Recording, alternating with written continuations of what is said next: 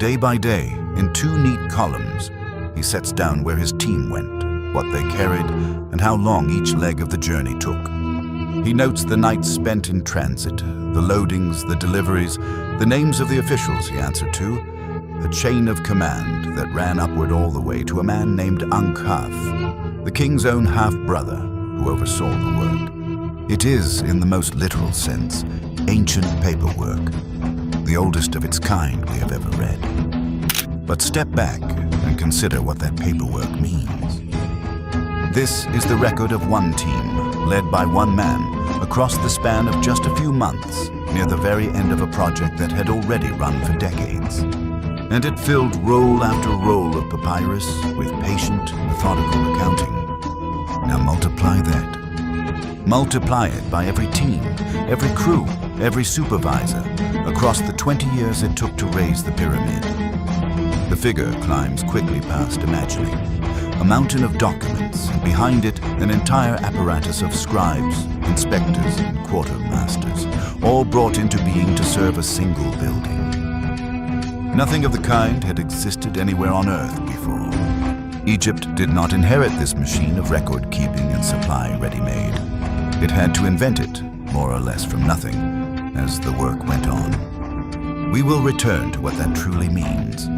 For now, simply hold on to the scale of it, because Mera and his men did not do any of this on empty stomachs. 400 meters south of the Sphinx lies a place that, until recently, no one knew was there at all. In 1988, the American archaeologist Mark Lehner and his team began to dig beside an ancient stone wall that local people had long called the Wall of the Crow. What they uncovered, season after patient season, was a city. The lost settlement of the very people who built the pyramids. It sprawled across more than 7 hectares, some 17 acres of streets, lanes, and courtyards. There were long galleries where the workers slept in rows like barracks. There were granaries for storing grain, and bakeries built to a scale that no single household could ever have required, turning out bread and beer by the 1,000 loaf in tall, bell-shaped clay pots whose broken remains archaeologists still find stacked across the site. There were storehouses, butcheries, workshops, and the offices of the men who administered the whole enterprise. At its height, this town and the operation around it sustained a workforce numbering in the thousands. By some estimates, as many as 20,000 people passed through it over the years of construction. It was not a labor camp. It was, for its moment, one of the largest and best organized towns in the world. And the thing this town did, above all else, was feed people. The archaeozoologist Richard Redding has spent the better part of his career sorting through the bones left behind in its rubbish heaps. Well over 150,000 fragments of cattle, sheep, and goat. From them, he has reconstructed the menu. Every single day, on average, roughly 2 tons of meat was slaughtered and shared out among the workforce. 2 tons, every day, for years on end. To keep that going demanded a supply chain that staggers the modern mind. By Redding's estimate, feeding Giza required a standing herd of nearly 22,000 cattle and more than 50,000 sheep and goats, grazing across hundreds of square miles of the Nile Delta and driven south to the plateau in a constant, managed procession. This was not foraging. It was national logistics run by the state for the stomachs of working men. Nor was the food shared out equally. And that, too, tells a story. The overseers, who lived near the town's main gate, ate beef, which in ancient Egypt was the highest status meat there was. The laborers down in the galleries ate mostly mutton and goat. There was a hierarchy at the table, as there is at most tables. But the essential point is this. Every one of these men was provisioned, every day, by the state itself. As Redding has observed, they almost certainly ate better at the pyramid than they ever would have eaten back home in their own villages. And meat was only part of it. A man hauling stone all day needed something close to 50 grams of protein to keep his strength and the rest of it came from elsewhere. From fish pulled out of the Nile, from beans and lentils, from coarse bread baked in those great ovens, and from the thick soupy beer that served the ancient Egyptian worker as both his drink and a part of his daily wage.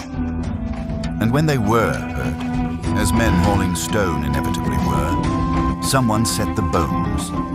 The skeletons recovered from the workers' cemetery carry the plain marks of injury: fractured arms, crushed hands, broken legs, spines worn down by years of heavy lifting. But those same marks tell a hopeful story. The breaks were set, they healed. Many show the signs of real medical skill. Limbs splinted and bound and mended well enough that a man could rise and return to his work. A few even bear the evidence of surgery, survived. This was a workforce with access to doctors. This is not how a society treats people it regards as disposable. You do not feed expendable labor on beef, and you do not carefully mend its broken bones. You do that for something you value. The men who built the Great Pyramid were not the victims of the state. They were among its greatest assets, fed, housed, paid, and cared for, because the work they did was beyond any price. Mera filed his last entry sometime in the 27th year of Khufu's reign. Then the records simply stopped. The king died. The great project wound slowly down, and the men who had raised the largest structure on the face of the earth packed up their tools, closed their galleries, and went home.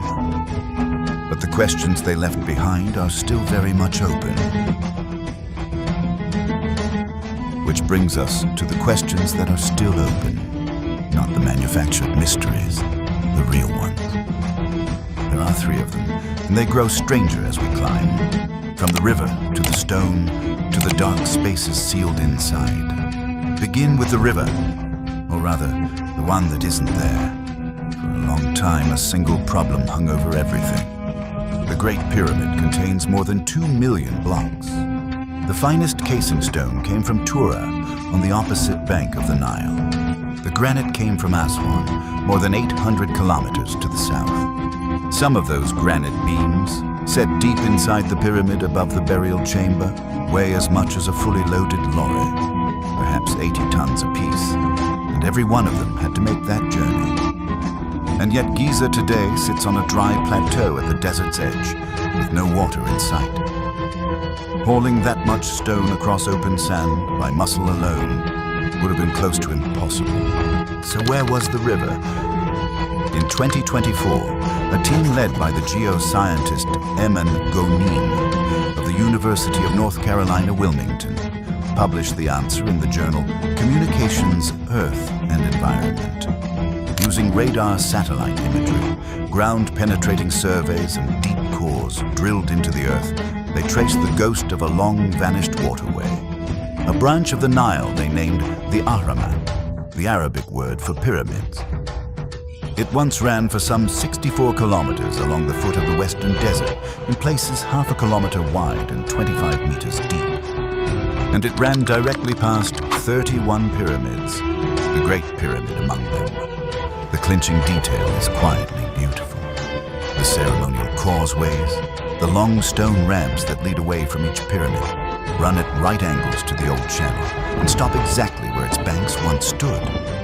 The temples at their ends were not merely temples. They were harbors. The stone came almost to the door by boat, and then the river left. As a long, severe drought set in around 4,200 years ago, the branch silted up and shifted east, at very nearly the moment the great age of pyramid building drew to its close. The river that made the pyramids possible may, in its disappearance, have helped to end them. Today, almost nothing of it survives. A single modest canal near the Abu Sur pyramids is the last living trace of a waterway that once floated the building blocks of a civilization. What remains open? A great deal. We still do not know exactly how the harbor at Giza worked, how each block was lifted from the water and dragged the final distance up onto the plateau, or whether every pyramid field had its own arm of the river. And the water, in any case, only carried the stone to the foot of the plateau. The hardest part of the journey, the climb, block by block into the sky, still lay ahead of them. And it still lies ahead of us. The water solved one mystery. It opened others. The second question is the one everyone thinks they have already answered. How do you lift the stones? The schoolbook reply is a ramp.